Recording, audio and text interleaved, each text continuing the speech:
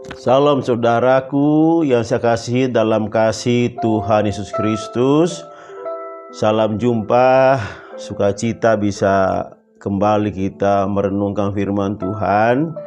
Saat ini kita berada pada pelajaran yaitu kemah ketiga, tempat orang Israel berkemah selama 40 tahun mereka di padang gurun, melewati 42 tempat perkemahan. Dan hari ini kita berada pada perkemahan yang ketiga. Mari sama-sama saudara kita berdoa. Terpujilah Engkau Tuhan Yesus Kristus. Kami datang kepadamu bersyukur dan berterima kasih buat segala anugerah kasih sayang-Mu, kebaikan Tuhan. Kami masih boleh hidup sampai saat ini oleh karena kasih Tuhan. Terima kasih saat ini kami mau merenungkan firman Tuhan. Kami mau belajar dari tempat ketiga perkemahan bangsa Israel di padang gurun. Tuhan, biarlah kami boleh mendapatkan pengajaran dari sana untuk kami boleh pakai dalam setiap kehidupan kami. Terima kasih dalam nama Tuhan Yesus. Haleluya. Amin. Bilangan 33 ayat 7, mereka berangkat dari Etam, lalu balik kembali ke Pi-Hahirot yang di depan Baal-Sefon, kemudian berkemah di tentangan Migdol. Saudara, jadi ini tentangan Migdol ini menjadi tempat perkemahan yang ketiga dari bangsa Israel. Kemarin perkemahan pertama adalah Sukot, kemudian kita ke Etam, sekarang kita masuk ke perkemahan ketiga yaitu tentangan Migdol. Apa arti Migdol itu? Yaitu berasal dari kata gandal Ibrani, yaitu benteng, tembok, menara atau tanah yang diperkuat. Dan Migdol ini, tentangan Migdol ini berada di tepi laut Tiberau, ya. Keluaran 14 ayat 2, katakanlah kepada orang Israel supaya mereka balik kembali dan berkemah di depan Pi-Hahirot antara Migdol dan laut, tepat di depan Baal-Sefon. Berkemahlah kamu di tepi laut. Nah saudara, apa yang terjadi di Migdol ini, tempat perkemahan yang ketiga ini? Sementara mereka berkemah, ternyata mereka didatangi, dikejar oleh tentara Firaun yang lengkap dengan senjata dan kuda-kuda, prajurit-prajurit yang lengkap. Ini pasukan elit yang dikerahkan oleh Firaun. Karena apa? Karena sebelumnya mereka mengalami sesuatu peristiwa yang buat mereka keduka yang luar biasa, karena anak-anak sulung mereka ditewaskan Tuhan. Demikian juga binatang sulung semuanya tewas. Sementara pada bangsa Israel tidak terjadi pembunuhan ataupun meninggalnya orang Israel, tetapi hanya terjadi di bangsa Mesir, dan mereka datang dengan dendam kesumat, dengan kemarahan tentunya untuk membasmi bangsa Israel, ya, yang sudah keluar dari daerah mereka yaitu Mesir. Nah, jadi mereka ini, orang Israel ini berada pada posisi yang terjepit. Di depan mereka ada laut Tiberau, di belakang mereka dikejar oleh pasukan Firaun yang lengkap, yang marah itu. Ini di sini terjadi peristiwa laut Tiberau itu. Jadi apa yang terjadi? Mereka berteriak-teriak kepada Tuhan, ya, berseru kepada Tuhan dan marah kepada Musa. Kenapa engkau membawa kami ke padang gurun ini untuk membunuh kami? Lebih baik kami di Mesir masih bisa makan enak gratis di sana. Nah saudara, pada saat mereka terjepit dan mereka marah, Tuhan melakukan perbuatan besar dan mereka sendiri dapat melihatnya. Yang pertama, apa yang dilakukan Tuhan? Saudara, jadi yang pertama, malaikat Allah itu pindah dari depan bangsa Israel, pindah di antara, dan demikian juga awan itu, tiang awan itu pindah di antara orang Mesir dan juga perkemahan orang Israel. Oleh karena itu maka orangnya Firaun, prajuritnya, tidak bisa melewati. Oleh karena ada tiang awan ini, ada malaikat Tuhan di antara mereka ini. Keluaran 14 ayat 19-20. Kemudian bergeraklah malaikat Allah yang tadinya berjalan di depan tentara Israel, lalu berjalan di belakang mereka, dan tiang awan itu bergerak dari depan mereka, lalu berdiri di belakang mereka. Demikianlah tiang itu berdiri di antara orang Mesir dan tentara orang Israel. Dan oleh karena awan itu menimbulkan kegelapan, maka malam itu lewat, sehingga yang satu tidak dapat melihat yang lain semalam-malaman itu. Haleluya. Pasukan Firaun yang berlengkap dengan senjatanya, saudara, senjata yang luar biasa, mereka datang, ya. Nah, kalau kita melihat pasukan Firaun itu, kita boleh membaca dalam Keluaran 14 ayat 7 sampai dan 9 itu dikatakan seperti ini. Ia membawa 600 kereta yang terpilih, ya, segala kereta Mesir masing-masing lengkap dengan perwiranya. Adapun orang Mesir segala kuda dan segala kereta Firaun, orang-orang yang berkuda dan pasukannya mengejar mereka dan mencapai mereka pada waktu mereka berkemah di tepi laut dekat Pihahirot di depan Baal-Zephon. Haleluya. Jadi pada saat mereka terjepit oleh karena kejaran oleh bangsa Mesir dan pasukannya ini, maka Tuhan bertindak. Malaikat Tuhan itu pindah dari depan, kemudian mengambil posisi berada di antara pasukan dari Mesir dan juga dengan bangsa Israel.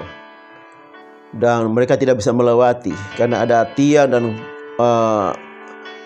dan juga malaikat Tuhan di antara mereka. Pada saat seperti itu mereka tidak melewati, maka Tuhan mulai melakukan mujizat-mujizat, yaitu untuk membelah laut Tiberau dengan angin timur yang keras. Keluaran 14:21. Lalu Musa mengulurkan tangannya ke atas laut, dan semalam-malaman itu Tuhan menguatkan air laut dengan perantaran angin timur yang keras, membuat laut itu menjadi tanah kering, maka terbelahlah air itu. Haleluya. Kemudian kita membaca Keluaran 15 ayat 8. Karena nafas hidungmu segala air naik bertimbun-timbun, segala aliran berdiri tegak seperti bendungan, air bah membeku di tengah-tengah laut. Mazmur 18:15. Lalu kelihatanlah dasar-dasar laut dan tersingkirlah alas-alas dunia karena hardikmu, yang ya Tuhan, karena hembusan nafas dari hidungmu. Haleluya. Ada dua hal yang terjadi sesuai dengan nama dari Migdol ini, tembok, ya, tembok atau menara yang kuat ini, yaitu tanah yang di kiri laut yang di kiri kanan itu menjadi tembok bagi mereka, menjadi menara yang bagi mereka, dan mereka boleh berjalan di tanah yang kering di dalam laut itu. Keluaran 14:22-29. Demikianlah orang Israel berjalan dari tengah-tengah laut di tempat kering, sedang di kiri kanan mereka air itu sebagai tembok bagi mereka. Tetapi orang Israel berjalan di tempat kering dari tengah-tengah laut, sedang di kiri kanan mereka air itu sebagai tembok bagi mereka. Haleluya. Luar biasa Tuhan. Tidak tanggung-tanggung untuk menolong orang pilihannya, umat percaya. Sesuai dengan dari arti kata Migdol ini, Tuhan menjadi perisai pada waktu, menjadi tembok pertahanan pada waktu orang Mesir mau menyerang mereka. Demikian juga ternyata air itu menjadi tembok pertahanan juga buat menara yang kuat, supaya kiri kanannya itu tidak akan masuk air. Itu menjadi tembok, air itu menjadi tembok dengan sendirinya di kiri kanan mereka, dan mereka boleh melewati laut itu di tanah yang kering. semua binatang, semua kereta-kereta yang mereka bawa bisa melewati. Ternak-ternak, segala perbekalan mereka bisa melewati sampai ke seberang. Dan apa yang terjadi setelah saudara malaikat itu berpindah lagi ke depan bangsa Israel, maka pasukan dari Mesir itu, tentaranya bisa menyusul juga orang Israel itu di tanah yang kering. Tetapi apa yang terjadi pada saat mereka di tanah yang kering di dalam laut itu? Tuhan membuat kereta mereka jadi berat dan tidak bisa berjalan. Saudara, tidak bisa berjalan keretanya mereka. Dan apa artinya? Mereka pada saat air itu berbalik seperti semula, maka mereka tewas semuanya, tidak tersisa. Keluaran 14, 25, 27, 28. Ia membuat roda keretanya berjalan miring dan maju dengan berat, sehingga orang Mesir berkata, marilah kita lari meninggalkan orang Israel, sebab Tuhanlah yang berperang untuk mereka melawan Mesir. Musa mengulurkan tangannya ke atas laut, maka menjelang pagi berbaliklah air laut ke tempatnya, sedang orang Mesir lari menuju air itu. Demikianlah Tuhan mencampakkan orang Mesir ke tengah-tengah laut. Berbaliklah segala air itu, lalu menutupi kereta dan orang berkuda dari seluruh pasukan Firaun yang telah menyusul orang Israel itu ke dalam laut. Seorang pun tidak ada yang tinggal dari mereka. Semuanya tewas, saudara. Luar biasa. Haleluya. Saudara, setelah Tuhan memperlihatkan kuasanya begitu besar bagi bangsa umat pilihannya, Dia menjadi tembok menara yang kuat bagi mereka, sehingga mereka aman di dalam perjalanan mereka di dalam laut, di tengah-tengah tanah yang kering. Apa yang terjadi? Mereka menjadi takut kepada Allah dan percaya kepada Musa hambanya. Keluaran 14 ayat 31, ketika dilihat oleh orang Israel betapa besar perbuatan yang dilakukan Tuhan terhadap orang Mesir, maka takutlah bangsa itu kepada Tuhan dan mereka percaya kepada Tuhan dan kepada Musa hambanya itu. Luar biasa Tuhan ya. Tuhan kita melakukan perkara-perkara yang sulit. Tuhan, tidak ada perkara yang sulit bagi Tuhan. Dia melakukan perkara-perkara yang mustahil. Tidak ada yang tidak dapat dilakukan oleh Allah orang Israel. Dan mereka percaya dan mereka melihat perbuatan Tuhan yang begitu besar. Tuhan adalah menara yang kuat untuk kita, kota perlindungan, dan menjadi kubu pertahanan kita. Kesanalah kita mendapat perlindungan.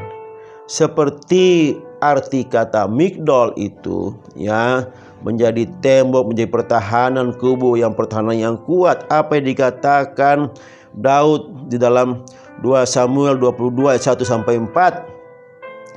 Daud mengatakan perkataan nyanyian ini kepada Tuhan pada waktu Tuhan telah melepaskan dia dari cengkraman semua musuhnya dan dari cengkraman Saul. Ia berkata, ya Tuhan, bukit batuku, kubu pertahananku dan penyelamatanku, Allahku, gunung batuku, tempat aku berlindung, perisaiku, tanduk keselamatanku, kota bentengku, tempat pelarianku, juru selamatku. Engkau menyelamatkan aku dari kekerasan. Terpujilah Tuhan, seruku, maka aku pun selamat daripada musuhku. Haleluya.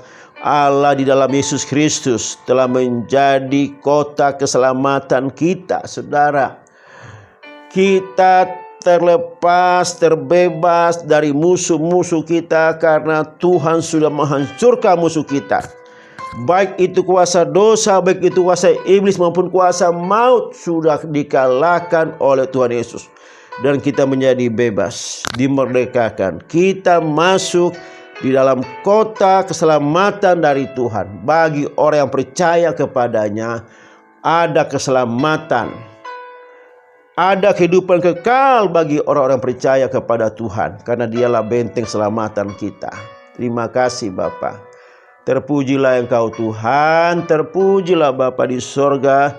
Engkau telah menyediakan kami tempat perteduhan kami, kota benteng kami, kubu pertahanan kami, kota keselamatan kami di dalam Yesus Kristus. Haleluya.